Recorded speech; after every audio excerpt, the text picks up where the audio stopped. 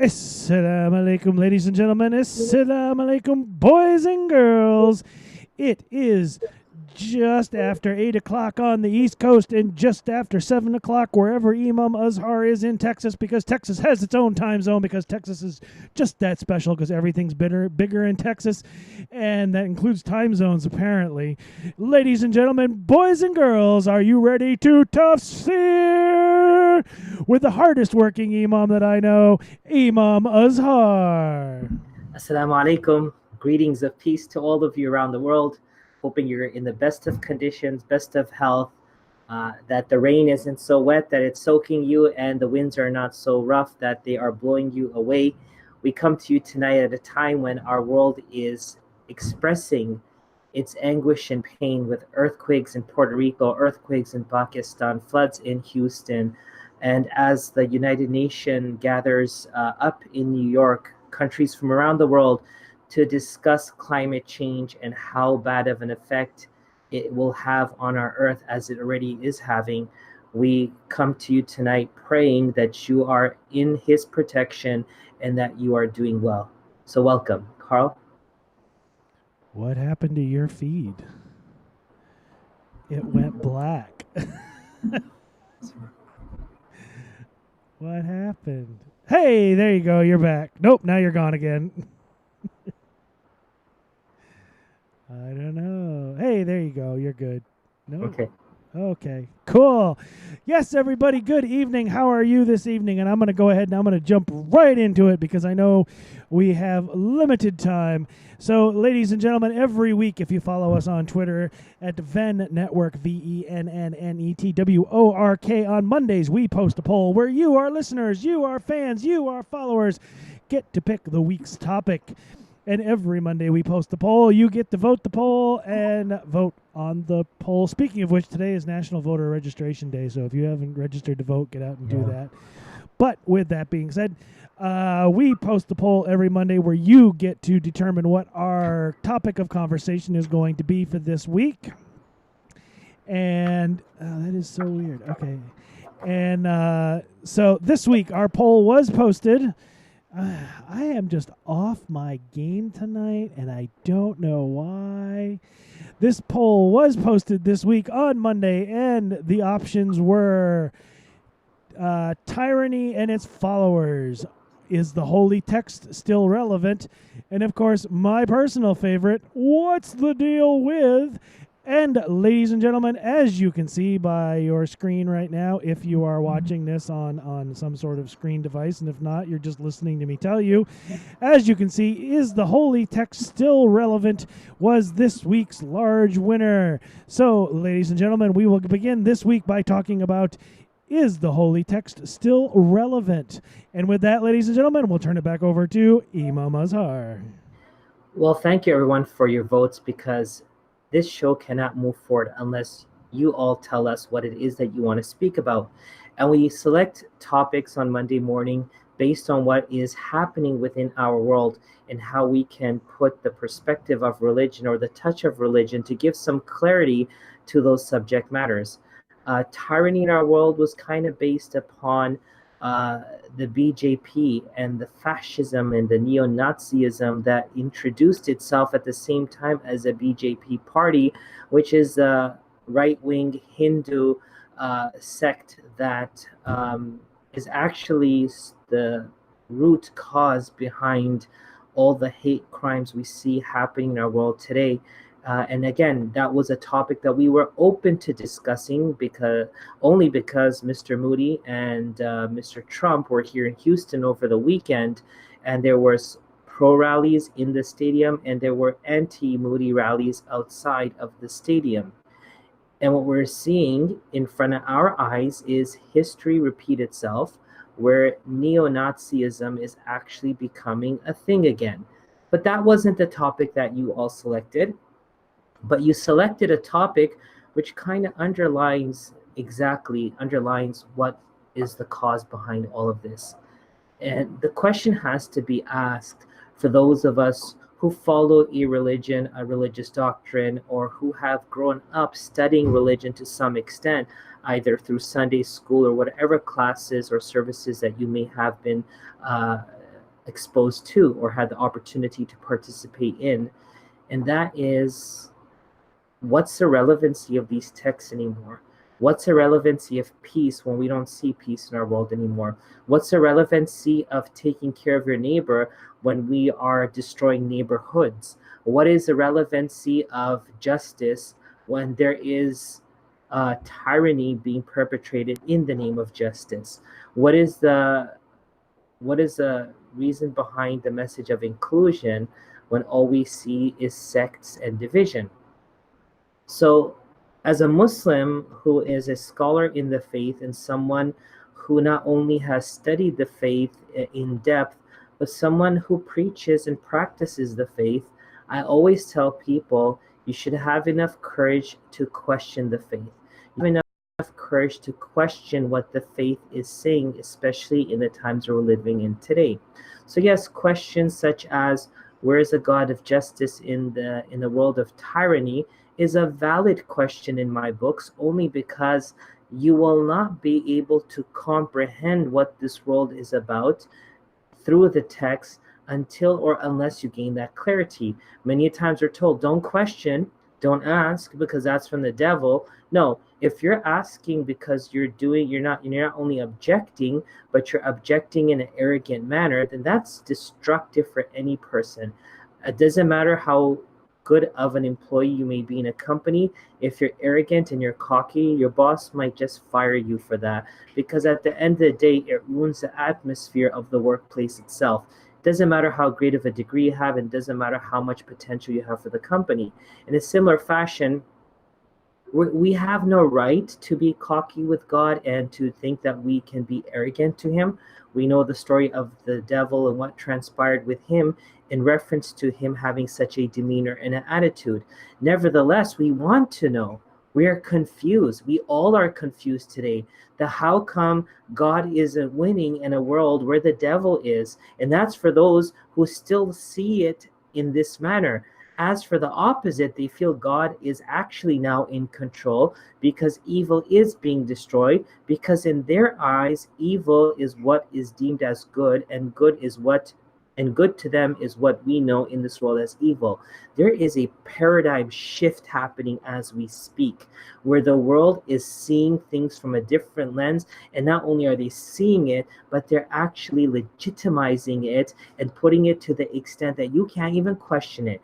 Don't question what we're doing, because we are doing what's right. We can call you out, we can put you down, we can threaten you, and that's fine, because that's all for the greater good. It's all done in the name of good. So the question is, where is God? Where is Allah? What is the relevancy of holy texts, of prayer and charity and everything else, if we can't see it, if we can't feel it, if we can't feel secure in its confound, in its in the confinements of it? Where is it? What's going on? And so tonight's topic is exactly that: the frustration, the ability to ask, the ability to listen, the ability to hope, and the ability to do. So we've asked, now it's time to listen, because the task ahead of us is for us to get up and do just that, for it to become what is promised. You see, if you look at the history of all text, historical, biblical, divine text, you find that it always talks about problems. Our world is always going to have problems. The question is, who's going to capitalize in bringing forth a solution? So when humanity was lost and humanity was drowning in the darkness of their misdeeds, and that doesn't mean sins alone, it means things that were not productive, rather they were counterproductive to their own personal and societal growth, messengers came to show them something bigger and better. But they didn't just drop off a package that it would be like those chia seeds or those chia, those plants. You remember those, Carl? Those things that kind of grow like Donald Trump's hair or a donkey's behind or whatever else. Like, it's none of those plants. It's not you just put water and it happens. It requires physical effort to keep it and to uphold it and to reignite it, and for God to work through you because of it. In times of frustration, the last thing you can think about is to actually help. If the house is burning down and the firemen and women come to help save your house, chances are you'll be sitting on the sidelines crying and just looking as your entire life burns into ashes. To pick up a hose and even try to save one photo doesn't come to mind. Why? Because you feel everything is lost. But if you were to be a part of the team, something could have been saved.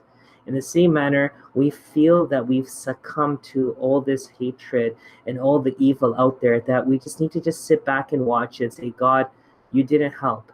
But God will never help, and the relevancy of the text will never be there until or unless we get up and try to do our part. God tells us the virtue of truthfulness. God tells us the importance of justice. God tells us the importance of moral character and being kind to your elders and to respect your parents. The question is, God isn't going to do that for you. You need to do that for yourself.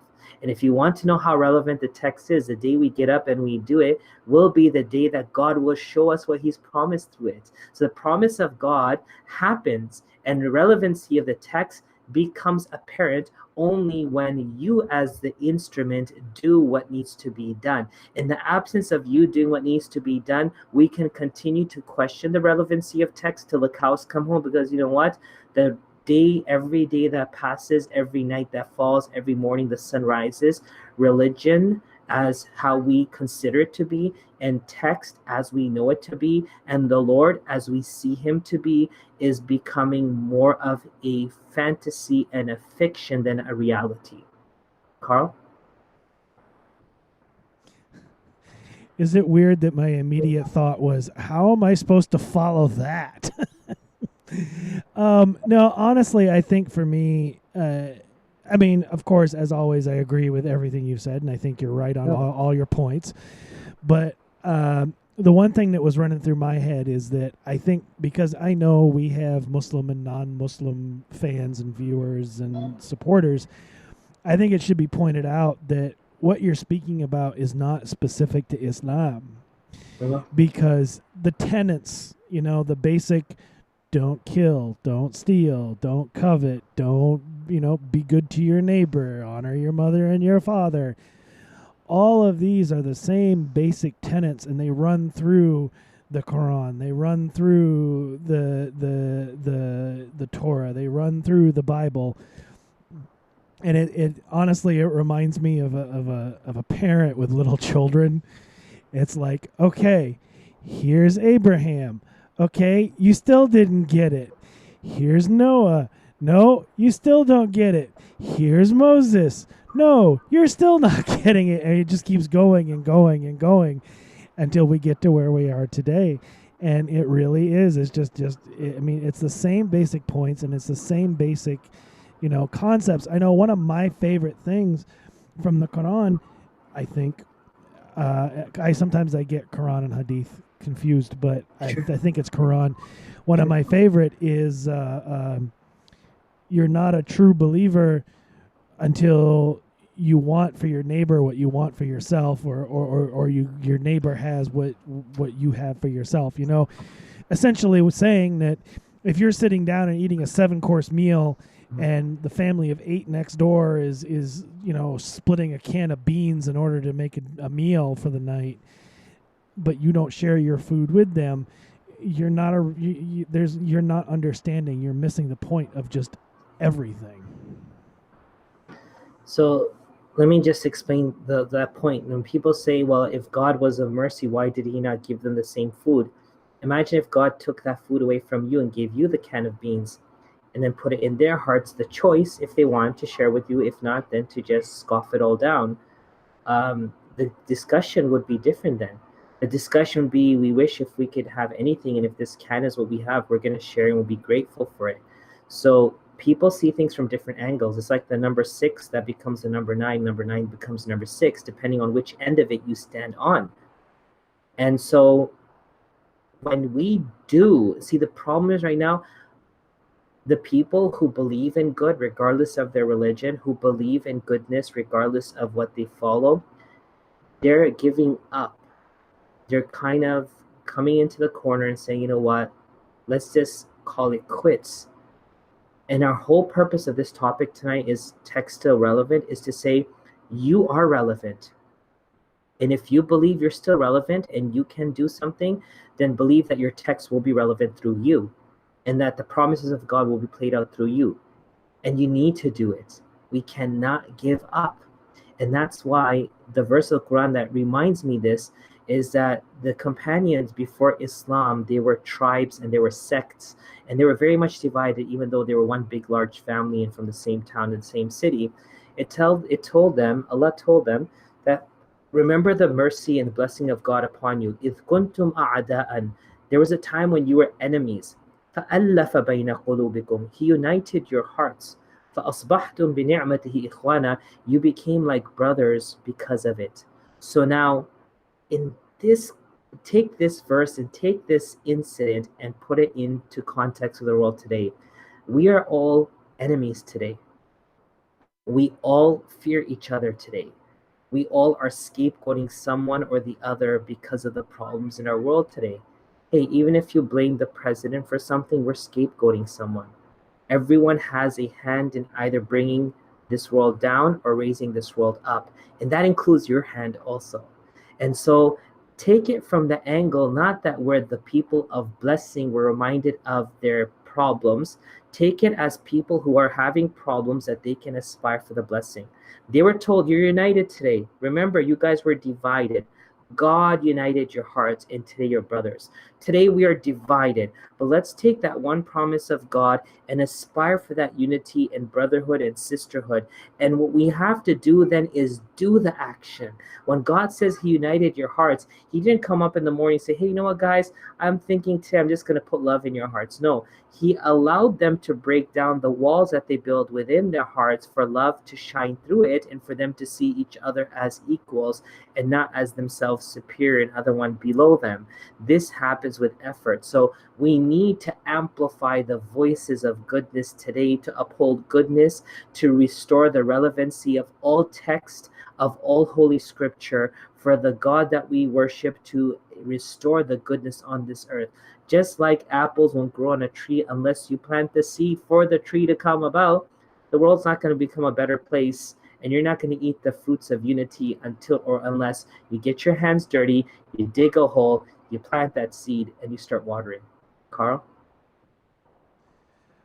So are you telling me that in order for my garden to grow, I actually have to plant something? I can't Yep. just stand there and look at it and it's just naturally going to sprout up?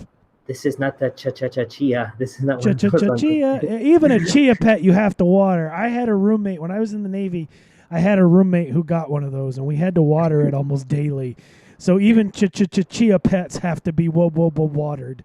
So it's a thing, but it is. I mean, everything has to be tended to, and everything has to be nurtured, and everything has to grow. And it is on us, and I don't mean us as in Muslims, I don't mean us as in Christians, I don't mean us as in fans of this show, I mean us as in human beings, to make sure that we're loving our neighbor, to make sure that we're taking part in these things, to make sure that we're showing kindness, to making sure that you know, we're sharing what we have with those that have less. I know I was able to take part in a panel today, and it was specifically about children that are DACA recipients. And some of the things they said, you don't really think about until they said it. In particularly, they were talking about depression, and they were talking about the feeling of belonging, because their classmates and these people they're going to school with, they're going for these job interviews and they're going through these processes and there's going to these, you know, these job fairs, but as undocumented children they can't do that. And so a lot of them, you know, a big sentiment was they were suffering with depression because a lot of what they struggle with is what's next, because I can't take part in this. And it really is kind of eye-opening. And, you know, we don't always, sometimes we take what we have at our access for granted. And we think, today I'm going to get up and I'm going to go to my job and we're going to go do this and we're going to go do that. And tonight on the way home, I stopped to my optometrist because it's time for a new pair of glasses, and I was able, it cost me less than $100 because I have insurance, alhamdulillah. But we take it for granted that not everybody has insurance. Not everybody can do that. Not everybody has the ability to get up and go to work. Not everybody, and it's on us to have patience and love and support for those that don't, to make sure that they do. And I know I've recited this hadith 1,000 times on this show because it's one of my favorites, which is just simply the Prophet. There was a woman when I converted. They said it was garbage, and somebody said it's a bad translation. It was actually poop. But the Prophet, peace be upon him, he'd go out, and a woman every day, she'd empty her bedpan on him as he rode by. And then one day he rode by and she wasn't there to empty her bedpan on him. And rather than going, oh, thank God, I don't have to deal with that today, he stopped and he got off his horse and he was like, what's the matter? What happened? Are you okay? Do you need something? And so he took that extra step to be nice to someone, even though they had been mean to them. And I say all of this just to say that we need to care for one another, because as I've said a million times, we only have one blue marble to travel through space on together. So we either need to figure it out, or it's going to be just an awful, awful ride, and it'll be really short too. Carl, that story has always, you know, touched everyone's heart. That he inquired what's wrong with her. He found out from neighbors that she's sick. He tended to her, he cooked for her, and he won her heart. You know, we say that there's the one percenters in America. We say that there's people who are really arrogant and they're destroying this country. And there's some fact to it. I'm not gonna sit here and say there isn't. There is. You know what?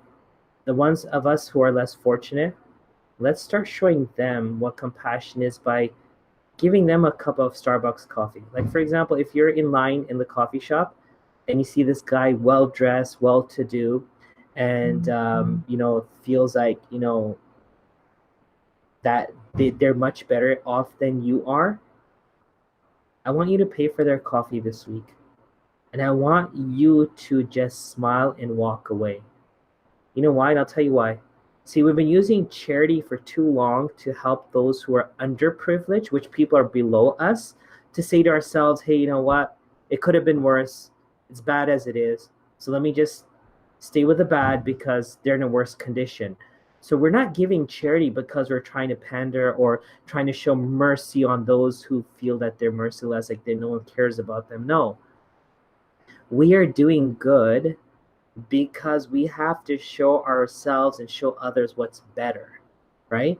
So in a world where everyone is feeding the poor to feel self-satisfaction, hey, at least I'm not on the streets, I got a roof over my house, even though I have to work 4 jobs to pay for it, it's not helping anymore. I'm not saying stop your charity work, do your charity work, but take on a task. So one thing I want us to do, Carl, every week is a takeaway.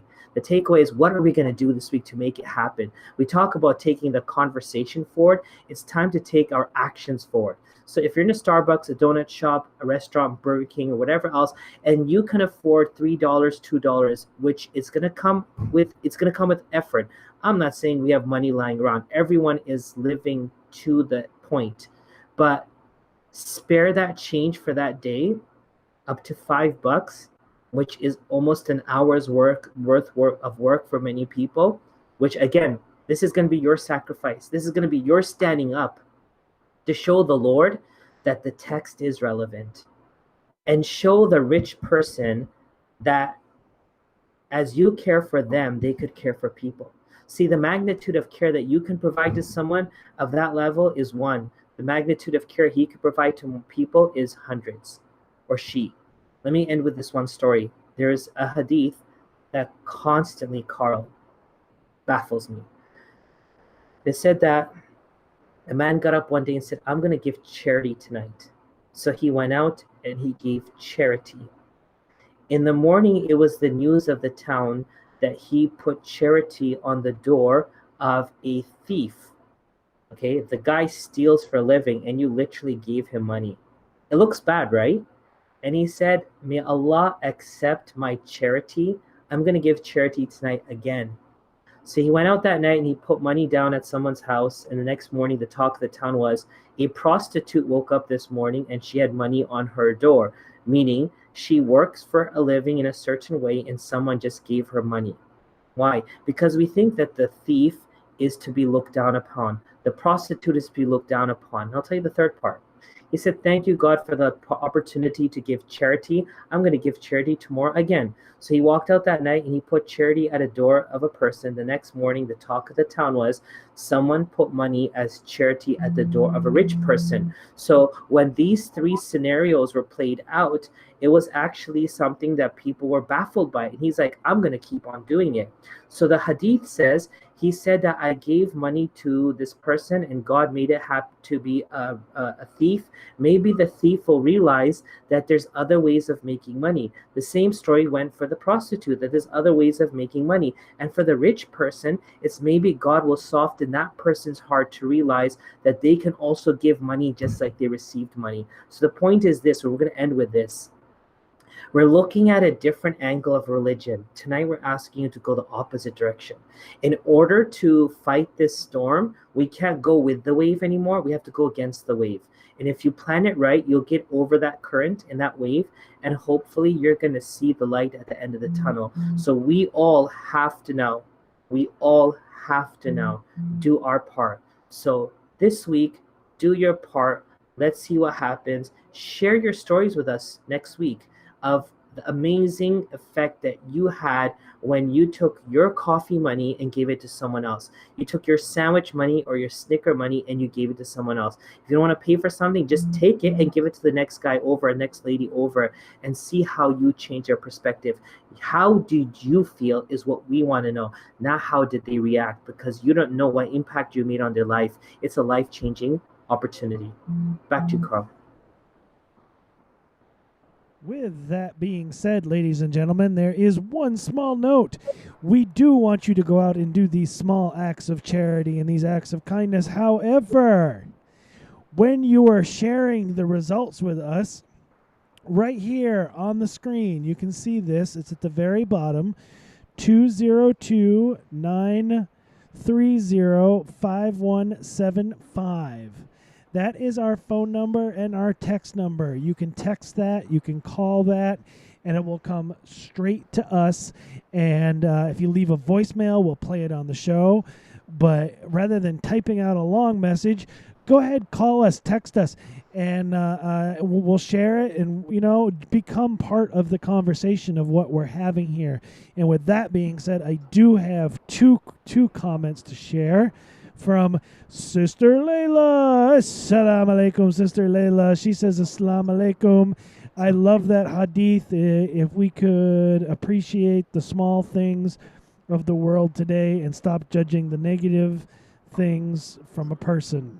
Absolutely. That's kind of what we're talking about tonight. Mm-hmm. And she says, Alhamdulillah for Islam, where a simple smile is a reward and a blessing. Even a smile is sadaqah. And with that, ladies and gentlemen, we have reached the end of another episode. Make sure you like this. Make sure you share this. Make sure you invite somebody to watch. Maybe that's sadaqah. Maybe that's a gift and a blessing and a kind thing, is to share this. Make sure that you follow us on Twitter, VennNetwork, so you can take place in the poll on choose next week's topic. Because that's the way it works. That's the way the show works. Make sure you head over to VennNetwork, VennNetwork.org, where you can find all of the amazing shows on the network, including this one. And if you click the little swag tag up at the top, you can get some neat swag like what I'm wearing. And you can help support the network, support the hosts, and support the shows. So until next week, ladies and gentlemen,